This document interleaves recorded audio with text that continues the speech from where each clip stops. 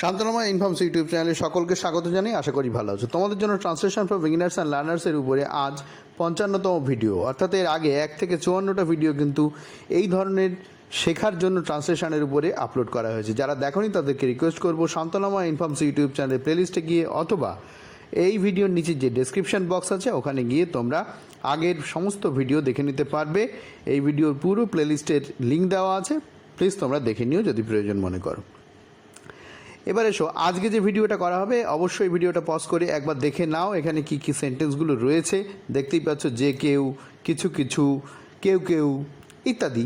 এইগুলোকে বলা হয় ইংরেজিতে ইনডেফিনিট প্রোনাউন, ঠিক আছে? অর্থাৎ নির্দিষ্ট করে কোনো নাম ব্যক্তিকে বোঝাচ্ছে না। যে কেউ এখানে আমি না তুমি না রাম না শ্যাম এরকম কিছু বোঝাচ্ছে না। এই জন্য এগুলোকে বলছি ইনডেফিনিট, অনির্দিষ্ট আর কি, অনিশ্চিত, ঠিক আছে, বা অনির্দিষ্ট। দেরি না করে শুরু করব প্রথম বাক্য। যে কেউ এটা করতে পারে। দেখো, যে কেউ মানে কেউ একজন, যে কেউ একজন এটা করতে পারে। এই এটা করতে পারে, এটা এই যে করতে পারে এর থেকে কিন্তু আমরা ক্ষমতার প্রকাশ এটা বুঝতে পারি। সম্ভাবনা নয়, ক্ষমতার প্রকাশ। যে কেউ, এই যে কেউ এর ইংরেজিটা এখানে কি হবে? এই যে কেউ এর ইংরেজিটা এখানে হবে এনিওয়ান। তারপরে দেখো, এটা করতে পারে, পারার জন্য আমরা কি আনবো? ক্যান আনবো, ক্যান ডু। এটার জন্য আমরা দিস আনছি, ঠিক আছে? তাহলে এনিওয়ান ক্যান ডু দিস। এইখানে কারো কারো প্রশ্ন থাকবে যে স্যার এনিওয়ানের জায়গায় কি আমরা এনি বডি ব্যবহার করতে পারি? হ্যাঁ পারি, তবে একটু সূক্ষ্ম পার্থক্য থেকে যায় এনিওয়ান এনি বডির মাঝখানে। একটু ছোট্ট করে বলে দিই, এনিওয়ান মানে এটা হচ্ছে ওয়ার্ডের একটা সিঙ্গুলার ফর্ম, একজনকেই বোঝায়।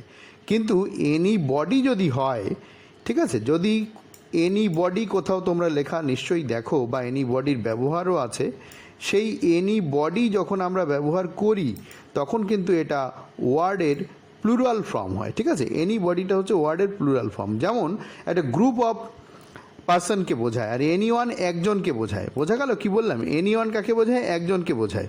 আর এনি বডি বোঝায় অনেকজনকে। সেটা কীরকম? এনি বডি অনেকজনকে কীভাবে বোঝাচ্ছে? যখন আমরা বলি এনিবডি ক্যান ডু ইট, তখন কিন্তু আমরা এই কথাটা কাউকে জিজ্ঞাসা করছি, বলছি, জিজ্ঞেস করছি। Anybody can answer it. কোনো একজন টিচার স্কুলের ক্লাসের মধ্যে বলছে এনিবডি ক্যান অ্যান্সার ইট, সেক্ষেত্রে কিন্তু অনেকেই হাত তুলে বলবে ইয়েস স্যার আই ক্যান, ঠিক আছে? কেউ কি এর উত্তর দিতে পারবে? যখন স্যার এই প্রশ্নটা করে তখন এনিওয়ান বলেন না, বলেন এনি বডি। তখন তিনি অনেকের উত্তর আশা করেন, ঠিক আছে? আর এখানে যখন বলা হচ্ছে যে কেউ এটা করতে পারে, তখন কিন্তু বলা হচ্ছে একজন মানুষের কথা, ঠিক আছে? যে কোনো একজন ব্যক্তির কথা বলছে। একজনকে এক্সপেক্ট করা হচ্ছে, অনেকজনকে এক্সপেক্ট করা হচ্ছে না, ঠিক আছে? কোথাও একটা গ্রুপের মধ্যে যদি আমি বলি যে anyone please come here you will get a gift, তাহলে কিন্তু 2-4 জন হাত তুলে উঠে আসবে এমন নয়, একজন আসবে, ঠিক আছে? ব্যাপারটা বোঝা গেল অল্প করে। বিস্তারিত ব্যাখ্যা দিতে গেলে অনেক সময় লাগবে। পরের বাক্য দেখো, যে কেউ এখানে আসতে পারে। এই আসতে পারে একটা সম্ভাবনা প্রকাশ করছে, ঠিক আছে? এই আসতে পারে একটা সম্ভাবনা প্রকাশ করছে। কারোর যদি ক্ষমতা প্রকাশ মনে হয় সে তার মতো করতে পারো। তো সম্ভাবনা প্রকাশ করার ক্ষেত্রে কি ইংরেজি হবে? মে আনতে হয়, ঠিক আছে? ক্যান, কুড, মে, মাইট, এইসব মডেল অক্সিলিয়ারি কিন্তু ভিডিও এই চ্যানেলে আপলোড হয়েছে। যাদের কোনো ডাউট আছে অবশ্যই শান্তনাময় ইনফর্মস ইউটিউব চ্যানেলের প্লেলিস্টে গিয়ে গ্রামারের যে প্লেলিস্ট ওখান থেকে দেখে নিতে পারো। তো যে কেউ এখানে আসতে পারে বাক্যটা তোমাদের জন্য রাখছি, অবশ্যই তোমরা চেষ্টা করবে, আশা করি করেছো। দেখো কি হবে, এনিওয়ান মে কাম হিয়ার, ঠিক আছে? হিয়ারের আগে টু বসে না। আশা করি বুঝতে পেরেছো তোমরা। এই মে দিয়ে সম্ভাবনা প্রকাশ করা হয়। পরের বাক্য, সকলেরই মাসে মাসে কিছু কিছু সঞ্চয় করা উচিত। দেখো, সকলেরই, এই সকলেরই এইটার জন্য আমরা এভরি ওয়ান ব্যবহার করব, অল নয়, ঠিক আছে? মাসে মাসে হচ্ছে এভরি মান্থ, কিছু কিছু হচ্ছে সামথিং অথবা এ লিটল। সঞ্চয় করা ইংরেজি হচ্ছে সেভ, আর উচিত মানে শুড। আবার দেখো মডেল অক্সিলিয়ারি, এর কিন্তু ভিডিও এই চ্যানেলে আপলোড হয়েছে। দেখো এই ট্রান্সলেশনটা আমরা কীভাবে করতে পারি। তাই সকলেরই, এটার জন্য আমরা কি করব? আমরা এভরি ওয়ান আনবো। এই এভরি ওয়ান মানে হচ্ছে প্রত্যেকেই, মানে সকলেরই। বোঝা গেল ব্যাপারটা? উচিত, উচিত ইংরেজি কী আছে? সঞ্চয় করা উচিত। শুড সেভ, এই শুড সেভ মানে কি? শুড সেভ মানে হচ্ছে সঞ্চয় করা উচিত, ঠিক আছে? শুড দিয়ে উচিত বোঝায়, সেভ হচ্ছে সঞ্চয় করা। আশা করি বুঝতে পেরেছো। তাহলে পরে কি বলছে, কিছু কিছু কিছু কিছু ইংরেজি হচ্ছে সামথিং অর এ লিটল, ঠিক আছে? হয় সামথিং ব্যবহার করবে, নইলে এ লিটিল ব্যবহার করবে। যদি সামথিং না লেখো, ব্র্যাকেট তুলে দিয়ে এ লিটিল, দুটোই এরকমভাবে লিখবে না, ঠিক আছে? আশা করি বুঝতে পেরেছো। তাহলে সামথিংটা কি, কিছু বা কিছু কিছু, ঠিক আছে? এইবারে কি বলছে, প্রত্যেক মাসে, এভরি মান্থ, বোঝা গেল ব্যাপারটা। পরের বাক্য, তোমাদের জন্য সকলেরই কিছু কিছু ত্রাণ তহবিলে দান করা উচিত। আচ্ছা, দান করা উচিত, উচিতের জন্য আমরা শুড আনবো, দান করা ইংরেজির জন্য আমরা ডোনেট আনবো, ত্রাণ তহবিল ইংরেজি হচ্ছে রিলিফ ফান্ড, ঠিক আছে? তাহলে সকলেরই এখানে কি হবে, এভরিওয়ান। তারপরে কি হবে, শুড ডোনেট, তাহলে প্রত্যেকেরই উচিত ডোনেট করা। এই এভরিওয়ান, সকলেই যখন থাকবে তখন কিন্তু আমাদের এভরিওয়ান আনতে হয়, বারবার বলছি, অল নয়, ঠিক আছে? তাহলে এখানে কি হলো দেখো, এভরিওয়ান শুড ডোনেট, প্রত্যেকেরই উচিত ডোনেট করা, দান করা। কি দান করা উচিত, সামথিং অথবা লিটল, ঠিক আছে? যে কোনো একটা লিখতে হবে, লেখার সময় কিন্তু যে কোনো একটা লিখলে ব্র্যাকেটে আর একটা লেখা যাবে না, ব্র্যাকেট লেখা যাবে না, ঠিক আছে? কোথায় দান করবে, to the relief fund, to the relief fund. এই ডোনেটের পরে কোনো কিছু লিখে তারপরে একটা টু ব্যবহার করতে হয়, প্রিপোজিশন, এটা মাথায় রেখো। To the relief fund, relief মানে ত্রাণ, ফান্ড মানে হচ্ছে তহবিল। যদি মনে হয় যে এটা মুখ্যমন্ত্রীর ত্রাণ তহবিল, তাহলে to the chief ministers apostrophe S ব্যবহার করে রিলিফ ফান্ড। যদি মনে হয় ওটা প্রাইম মিনিস্টার্স রিলিফ ফান্ড হবে, মানে প্রধানমন্ত্রীর ত্রাণ তহবিল, সেটা হবে, বা আরও অনেক রকম ত্রাণ তহবিল হতে পারে। পরের বাক্য, কিছু করতে হবে, এই ইংরেজিটা কীরকম হবে দেখো, কিছু করতে হবে, করতে হবে ইংরেজি কি, হ্যাজ টু, হ্যাভ টু, তারপরে বি ডান, এরকম করতে হয়। কিছু ইংরেজি হচ্ছে সামথিং, একটু আগেই আমরা দেখলাম, দেখো তাহলে কী হবে, সামথিং, কিছু করতে হবে, কে করবে তা কিন্তু বলছে না, করতে হবে, এটা প্যাসিভ ভয়েসে রয়েছে, তাই না? তো প্যাসিভ ভয়েসে থাকলে এটা এইভাবে করতে হবে, something has to be done. এটা হচ্ছে something has to be done, দেখো এটা কিন্তু প্যাসিভ ভয়েসে রয়েছে, ওকে?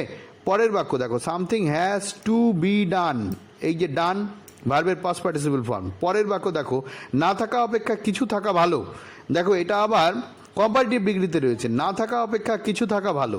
আচ্ছা, কিছু ইংরাজি কি, কিছু ইংরেজি হচ্ছে সামথিং।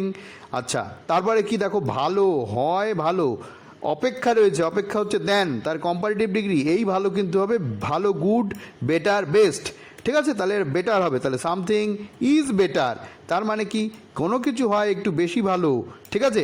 বেটার, এটা হচ্ছে কম্পারেটিভ ডিগ্রি, কম্পারেটিভ ডিগ্রি পরে তোমরা জানো দেন ব্যবহৃত হয়, দেন নাথিং, ঠিক আছে? Something is better then nothing, মানে কোনো কিছু না থাকার চাইতে ভালো, কোনো কিছু না থাকা হচ্ছে এইটা, নাথিং মানে কোনো কিছুই না, ঠিক আছে? দেন মানে হচ্ছে অপেক্ষা, চেয়ে, ইজ বেটার মানে ভালো, তার মানে সামথিং কিছু একটা ভালো, কোনো কিছু না থাকার চেয়ে।